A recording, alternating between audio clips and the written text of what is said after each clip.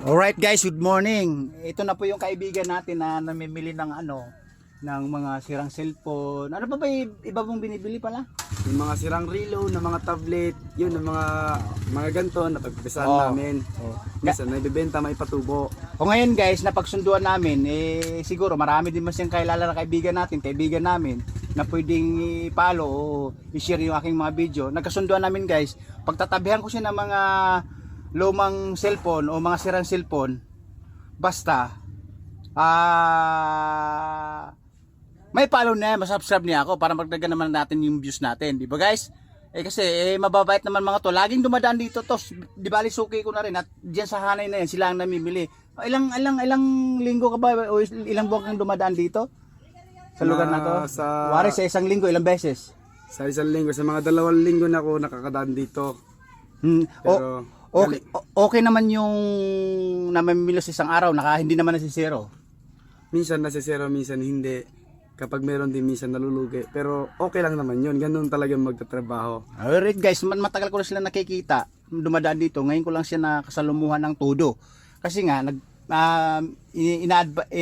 invite ko nga na marami talaga kaming sirang cellphone. Kaya lang, ang sabi ko, naunahan siya. Ngayon, bilang subscriber at follower natin, pag-ipunan ko siya ng sirang cellphone. O pwedeng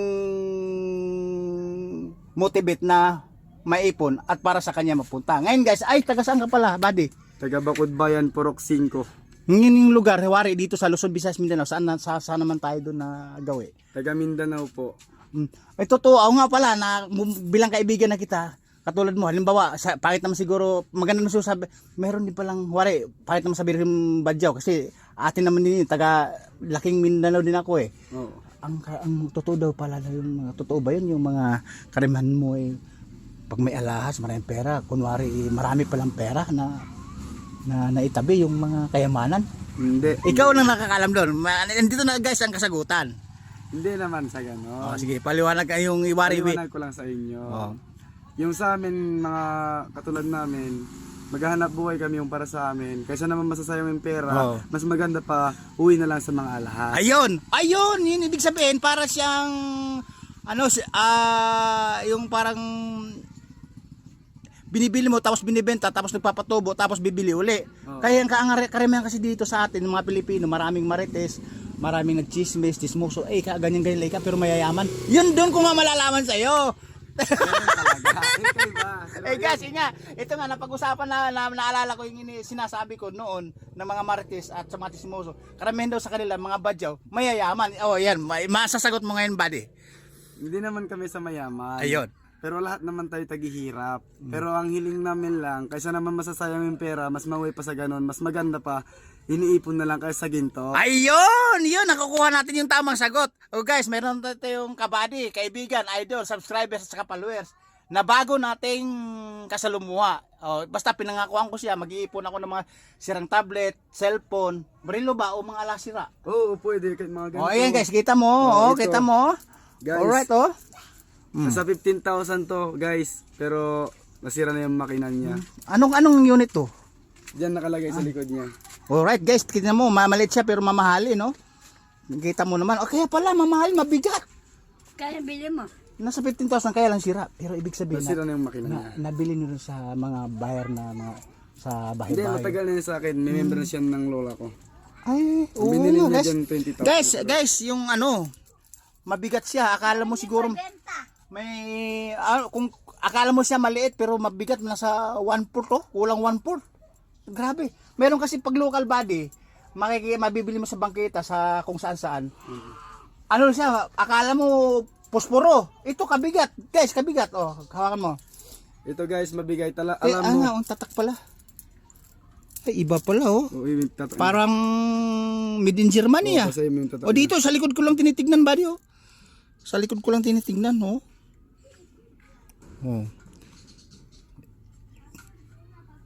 Iba Alam mo mga guys, yung relo na to, simula nung sa tagal sa akin. Kapanahon pa ng lola mo o lola mo talaga. Lola ko talaga. Pero nung katagalan niya, kinuha yung makina niya ng tatay ko. Tapos Pinilitan ng palito. tapos yung Palito? yung pesa nito, binili na sa akin. Ibig Sa sabihin, 5,000. yung original, yun lang palabas. Yung panloob, yun yung local. Oo. Ayun, naintindihan ko na. Binili na sa akin Pero to, bakit, 5K. bakit mabigat ano? Ganyan talaga yung mga original. Okay, hawakan mo guys. Guys, papaliwanag ko lang, yung bagong kaibigan natin, magiging followers, guys, sila yung mayaman na sikretos, mayaman na patago, kasi sila bumibili kung saan saan, tapos nakachamban ng mga alas, o sirang cellphone, o sirang relo, doon sila bumabawi. Tama? Oo, di ba? Alright guys, buddy, ibig sabihin, saan ka ba talaga pinanganak? Di ba, Luzon, Visayas, Mindanao tayo. Oo. Huwag lang sa ibang bansa, o baka sa ibang bansa ka pinanganak. Hindi. Saan ka pinanganak? Nung totoong pinanganak ako, sa Pampanga, sa May Angeles kami, dyan ako pinanganak. Pero lumaki ako sa Mindanao. Asan sa Mindanao? Sa Zamboanga City, Santa Barbara. Sa may Aba, malaking malapit bosque. ka ba sa Pitugo, Sambuanga? Alam mo ba yung lugar na yun, sa Pitugo? Malayo-layo kami sa Pitugo. Oh, yun, alam mo, kasi ako buddy, yung alam na lugar, alam ko halos lahat ng lugar kasi Luzon, Visayas, Mindanao, nalatak ko na. Parang napuntahan ko na kasi pinanganak nga ako sa Mindanao din. Yung vlogger mo ngayon na na kasalumuha mo.